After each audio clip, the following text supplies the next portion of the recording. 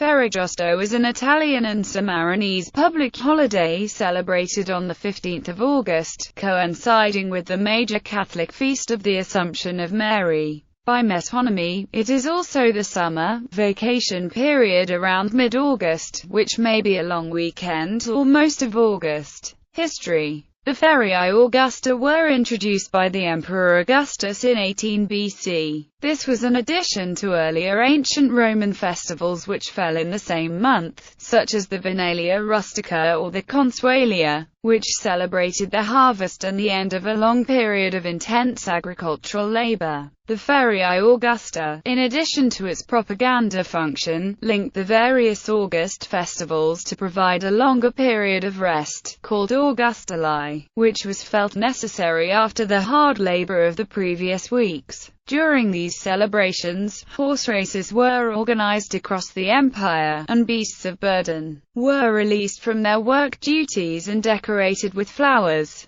Such ancient traditions are still alive today, virtually unchanged in the form and level of participation during the Palio della Cinta, which takes place on the 16th of August in Siena. Indeed, the name Palio comes from the pallium, a piece of precious fabric which was the usual prize given to winners of the horse races in ancient Rome. During the festival, workers greeted their masters, who in return would give them a tip. The custom became so strongly rooted that in the Renaissance it was made compulsory in the Papal States. The modern Italian name of the holiday comes directly from the Latin name. According to Richard Overy, author of A History of War in 100 Battles, the Ferragosto holiday was introduced by Gaius Octavius Augustus after his victory over Mark Antony at the Battle of Actium on the 2nd of September, 31 BCE. During fascism, the popular tradition of taking a trip during Ferragosto